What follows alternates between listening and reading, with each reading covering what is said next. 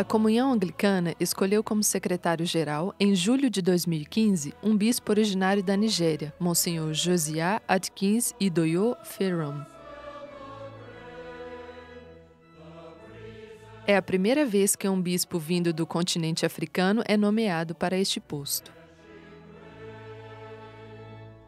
Ele tem como tarefa assistir o arcebispo de Cantuária, Justin Welby, na missão de manter a unidade entre as 38 igrejas membros da Comunhão Anglicana, reunindo 85 milhões de pessoas pelo mundo.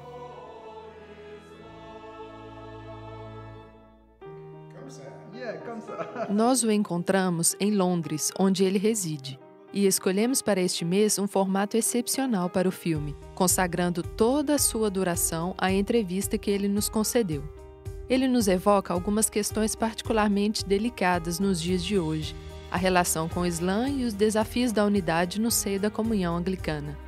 O chamado que ele recebeu para ser um homem de diálogo aberto à diferença começou ainda na sua juventude, na Nigéria, a experiência de ser cristão em um meio majoritariamente muçulmano.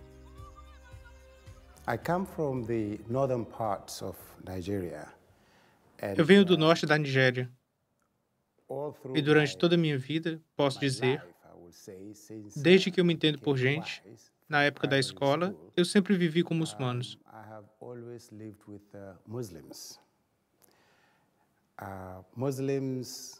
Nós íamos à escola com muçulmanos, fazíamos várias coisas juntos, e quando eu fui para a escola militar, em Zaria, a mesma coisa. Cristãos, muçulmanos e até mesmo rapazes de lares onde os pais não eram nem cristãos nem muçulmanos. Fomos colocados todos juntos.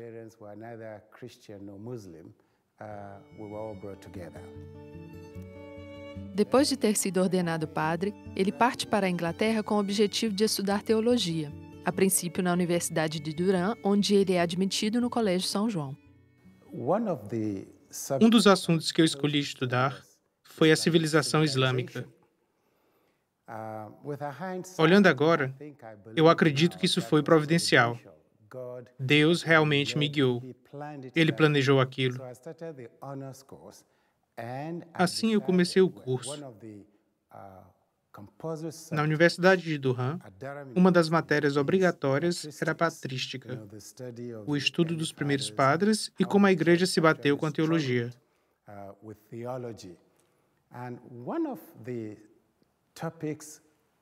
E um dos tópicos que me interessou foi cristologia. Como a igreja lutou até com padres e bispos por causa do modo que eles tentaram explicar a humanidade e a divindade plenas de Jesus Cristo.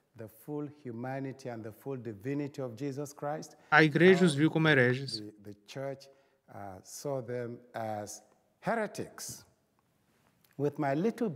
Com meu pequeno background sobre o Islã e civilização islâmica, eu tive um clique. Eu disse, bem, o retrato de Jesus no Alcorão é muito similar ao que a Igreja Ortodoxa via como heresia. Isso me chamou a atenção.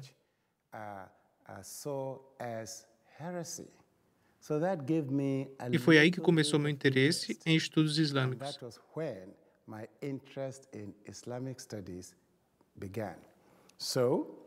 Então, novamente orei e disse, Bem, se Deus quer que eu me aprofunde neste mistério, vou querer estudar melhor o assunto. Então, assim que eu terminei meus estudos, me mudei para Birmingham. Então foi a etapa final do que eu vejo como minha peregrinação para o mistério em meio aos muçulmanos, para fazer entendimento entre eles e os cristãos.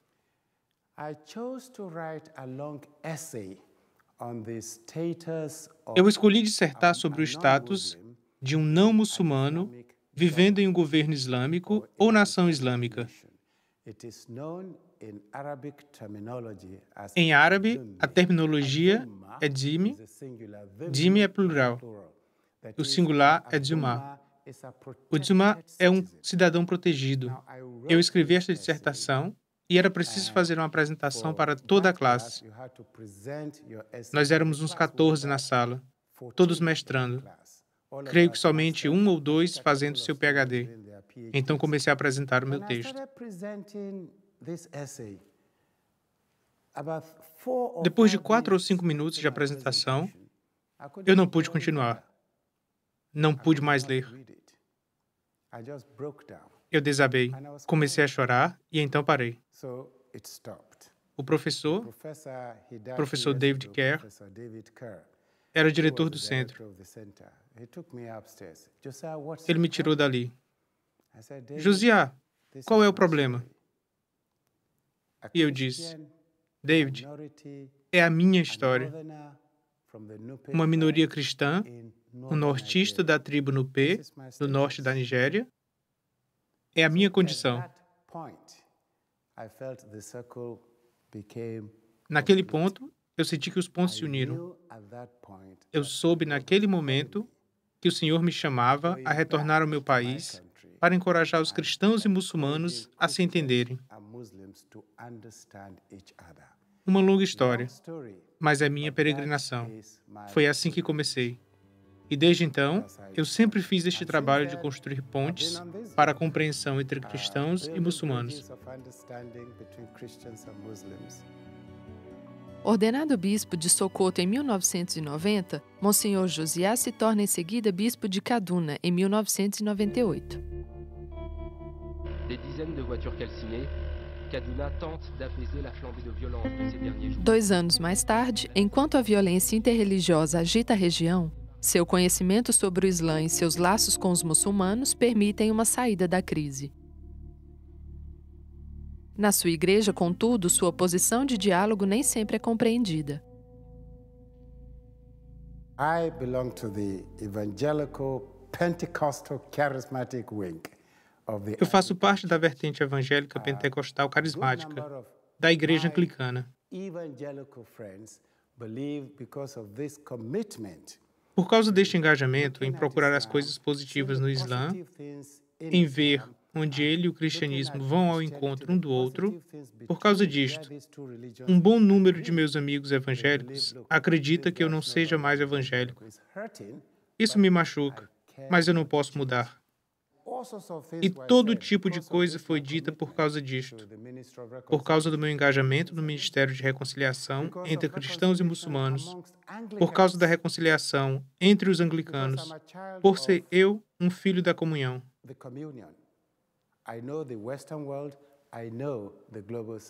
Eu conheço o Ocidente, eu conheço o Sul do planeta. Eu estudei em ambos os lugares, também trabalhei em ambos. O meu conhecimento não me permite tomar certas posições. Minha consciência me obriga a defender aquilo que eu acredito ser o correto.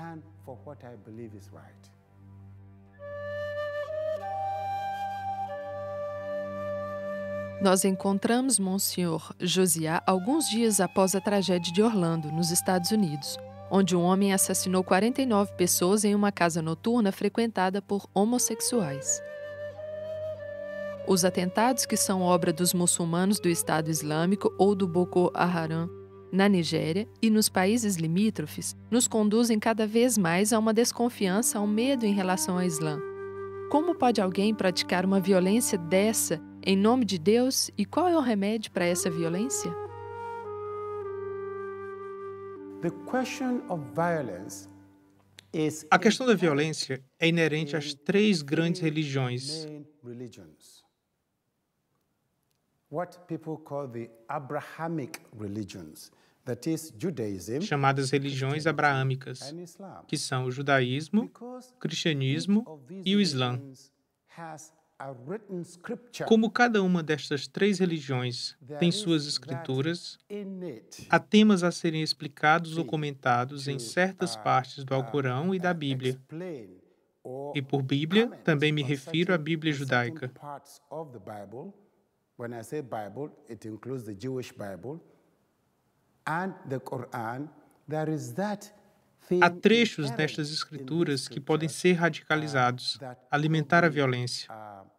radicalized, that could be violent. E há violência nas três religiões. E os que conhecem estas escrituras vão concordar com o que eu estou dizendo. Então, um indivíduo, um louco, como este rapaz, ou um grupo como Boko Haram, ou o Estado Islâmico no Oriente Médio, eles vêm e começam a pregar versos do Alcorão. Na África Central, hoje, eu posso dizer que há cristãos que mataram, que estão assassinando muçulmanos, tudo em nome da religião. Nem o Islã, nem o cristianismo permitem violência. Mas a violência está nas nossas escrituras. E nós precisamos ser honestos. Para mim, o antídoto é ter entendimento claro do que sua religião ensina e também de se engajar, de se esforçar para praticar o que sua religião espera de você. Entre estas três religiões, judaísmo, cristianismo e islamismo, a única religião, a única fé que nos obriga a amar o inimigo é a fé cristã. That makes it compulsory. It is a command to love your enemy. O judaísmo e o islã estão juntos em outro nível. Ame ao próximo como a si mesmo. Se seu próximo é um inimigo, a Bíblia é clara. Jesus Cristo é muito claro. Ame seus inimigos. Ore por aqueles que o perseguem. Nem o judaísmo, nem o islã nos ensinam isso. Assim como cristãos, nós temos uma ordem a cumprir, dada muito claramente.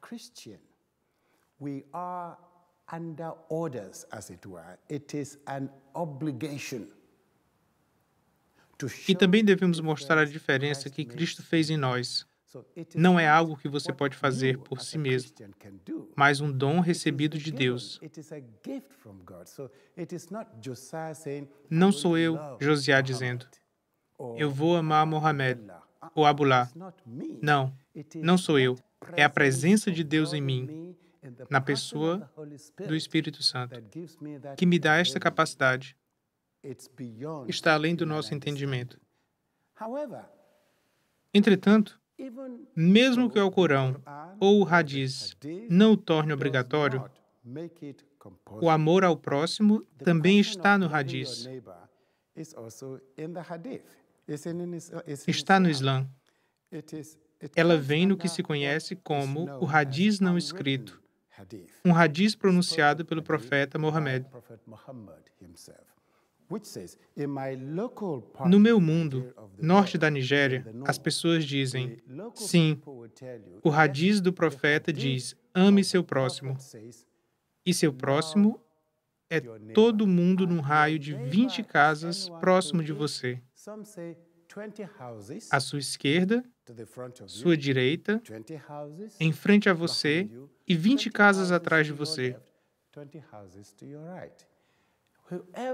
Qualquer um que estiver naquela área é considerado seu próximo, seja ele muçulmano ou cristão. Você vê que isso é uma coisa positiva para aqueles que estão engajados na tarefa de construir pontes entre essas duas comunidades de fé. Não entre Islã e cristianismo, pois entre essas duas não há nada de errado, mas entre islâmicos e cristãos. Nós somos os praticantes. Somos algo como aqueles que colocam em prática o que nossas escrituras nos ensinam.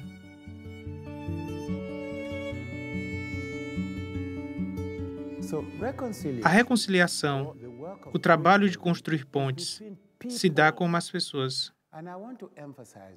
E eu quero enfatizar isso. Você vê, somos todos seres humanos. Tanto a Bíblia quanto o Alcorão concordam que viemos dos mesmos pais, Adão e Eva.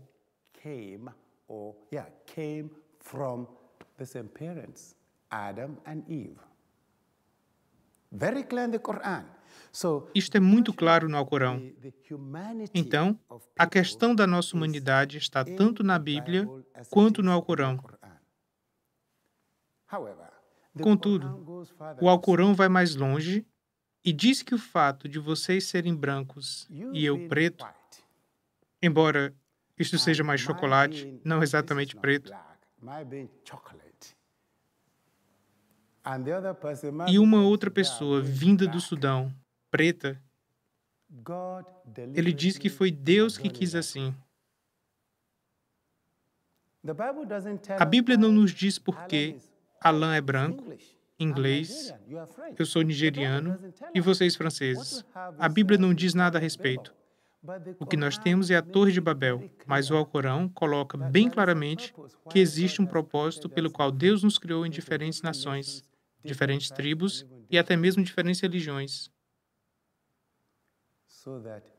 E que isso foi para que nós entendêssemos um ao outro. Isto é claro no Alcorão. A diferença é deliberada por Deus, para que possamos entender um ao outro. É o que o Alcorão diz. Assim, necessita-se de educação. E é por isso que a educação muçulmana é tomada tão seriamente.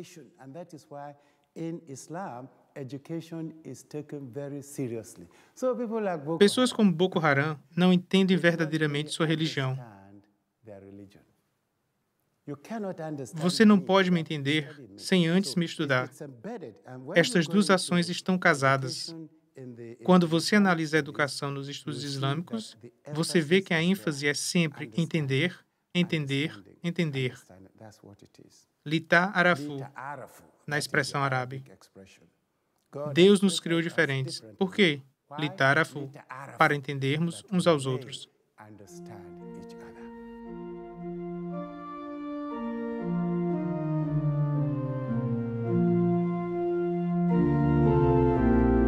A comunhão anglicana possui uma estrutura de autoridade que articula primazia e sinodalidade.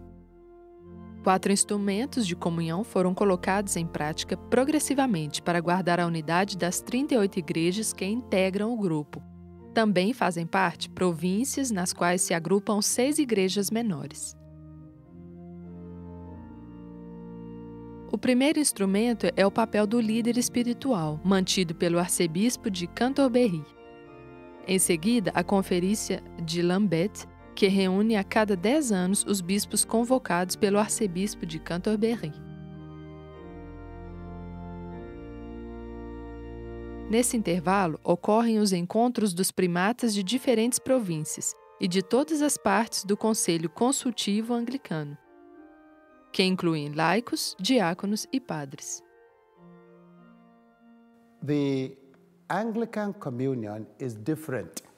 A comunhão anglicana é diferente da igreja em Roma. Os católicos romanos falam da Igreja Católica Romana, mas você jamais verá um anglicano falar da Igreja Anglicana.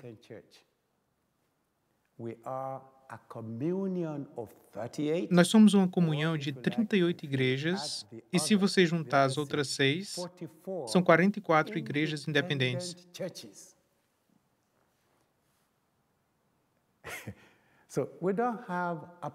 Nós não temos um Papa. Eu gostaria de explicar esse aspecto para que isso possa ajudá-los a rezarem pela comunhão anglicana. Nós temos 38 igrejas independentes. Somos independentes nos aspectos cultural e administrativo.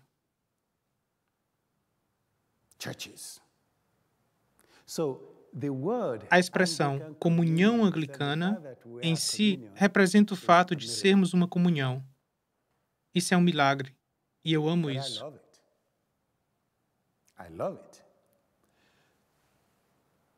O aspecto que faz com que o nosso ministério seja duplamente difícil está associado a tudo isso que eu acabo de dizer. Existem 38 igrejas diferentes, unidas para falar através de uma só voz. Se nós tivéssemos um Papa, ou se o arcebispo de Canterbury fosse um Papa, isso seria diferente. Então, nós não seríamos uma comunhão, seríamos uma igreja. Mas isso não faz parte da nossa natureza. Não é anglicano ter um Papa. Nós temos 4 instrumentos, 4 meios de manter a comunhão unida. Eu acredito que um ponto importante é que nenhum desses instrumentos possui autoridade para comandar. O arcebispo de Canterbury possui uma carta especial que tem a ver com a adesão.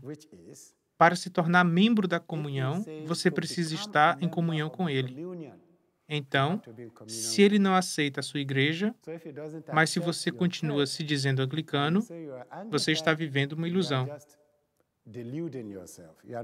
Você não é anglicano. Se o arcebispo de Canterbury disser, sim, eu te aceito. Essa é a única carta que o arcebispo possui.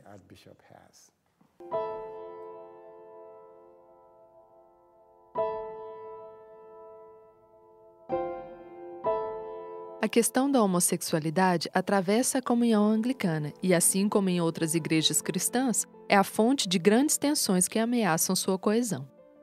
A Igreja Episcopal dos Estados Unidos votou recentemente a favor do casamento entre casais do mesmo sexo, se colocando em oposição com outros primatas, principalmente com os do continente africano, onde se encontra atualmente a maioria dos anglicanos no mundo. Contudo, a linha diretriz da comunhão anglicana continua inalterada desde a Conferência de Lambeth em 1998. O casamento é possível apenas entre um homem e uma mulher, e, ao mesmo tempo, as pessoas homossexuais devem ser acolhidas e não estigmatizadas.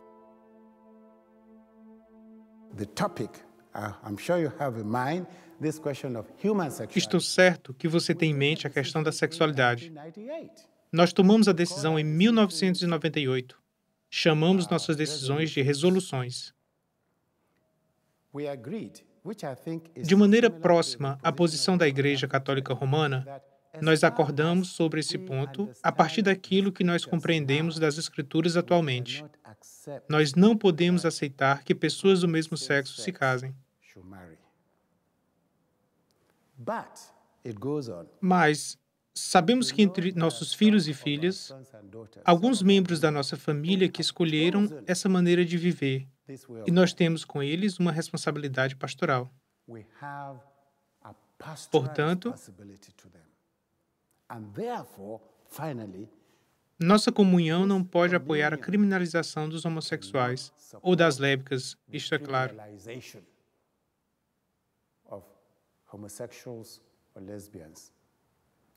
Essa é a posição da nossa igreja.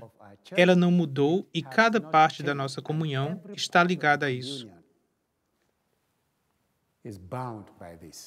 Então, o meu trabalho é dizer ao mundo que essa é a posição da comunhão anglicana e cada igreja se alinha a essa decisão.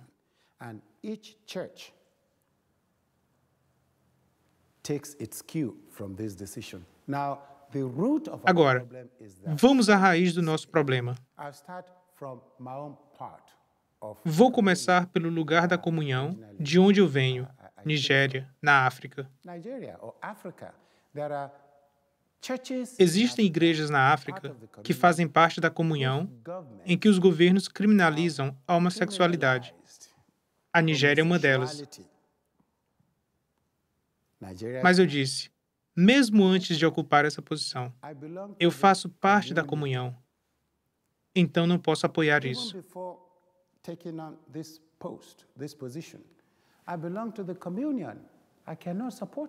Não posso e não irei apoiar isso, porque a posição da minha comunhão é que nós precisamos ter responsabilidade pastoral.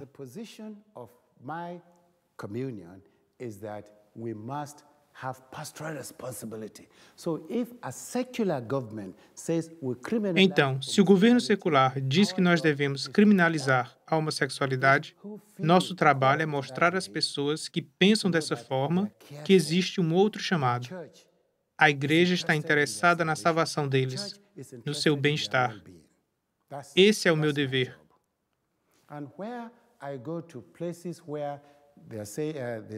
Quando eu vou a lugares onde as pessoas dizem, o governo decretou, então é isso que nós faremos. Vamos casá-los. Então, como secretário-geral, o meu trabalho é dizer que eu não aceito isso. Nesse momento, minha igreja diz que nós temos responsabilidade pastoral. Até que comunhão se una novamente e diga que está mudando essa posição, esse é o meu trabalho. De outra forma, eu não tenho trabalho e eu gostaria de manter o meu dever, porque eu amo o que eu faço e acredito que racionalmente é isso que devo fazer. Você não obriga ninguém, mas seu trabalho é encorajar as pessoas a estarem juntas. Sendo assim, dentro da comunhão, eu vejo meu trabalho como secretário-geral da seguinte maneira: explicar para que as pessoas entendam e respeitem nossas diferenças. E isso me traz de volta ao que eu disse sobre o Alcorão, litarafu, para entender. Nós podemos viver com as nossas diferenças. Os cristãos são chamados a evangelizar no contexto plurireligioso ou em sociedades cada vez mais seculares. Como perseverar nesse chamado a ser homens e mulheres de unidade e de reconciliação? Essencialmente, o que modelou meu engajamento, meu chamado de cristão, foi o desejo de Deus que todos sejam salvos.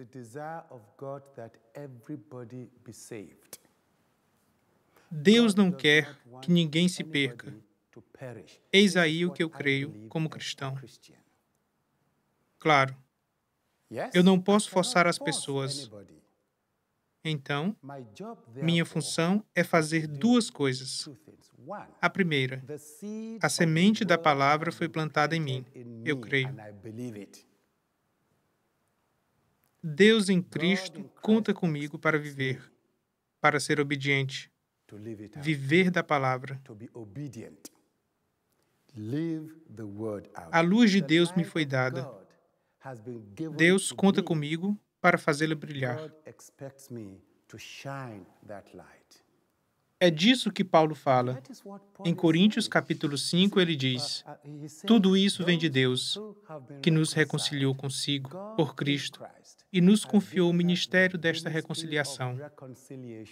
Uma tradução da Bíblia diz lindamente: Deus nos confiou o ministério de fazer todos os homens seus amigos.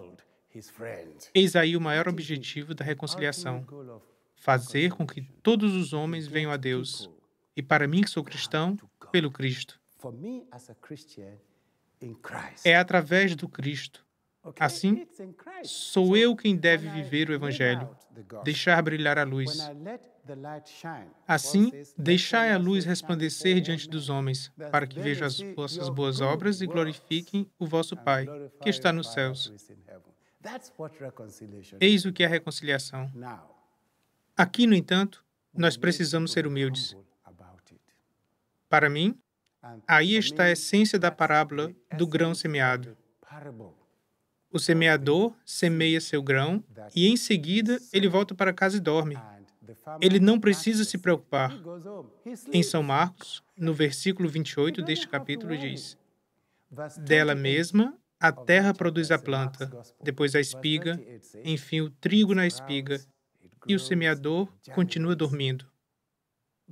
Quando chega o momento da colheita, então ele sai e colhe. Mas a maneira pela qual o grão cresce não é nosso trabalho. É aí que existem problemas entre cristãos e, mesmo eu ouso dizer, entre muçulmanos. Mas esse não é nosso trabalho. Não é nossa responsabilidade forçar quem quer que seja. Não temos razão de perder o sono. É nosso dever semear a boa nova, de fazer as boas obras que Deus espera de nós e de deixar-lhes os resultados. Mas não devemos nunca esquecer que o desejo de Deus é que nós sejamos salvos. Como ele o faz? Como dizem os árabes, Allahu Alam, Deus é quem sabe. Então, nós nos acalmamos. Acalmamos.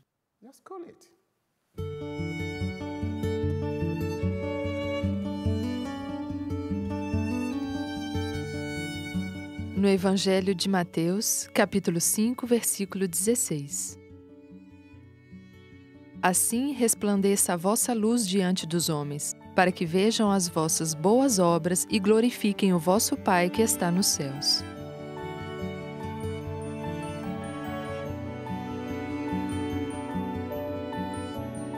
Senhor, nós gostaríamos de rezar pelas 38 igrejas membros da Comunhão Anglicana e por cada um dos seus líderes, em particular o Sr. Justin Welby, arcebispo de Canterbury.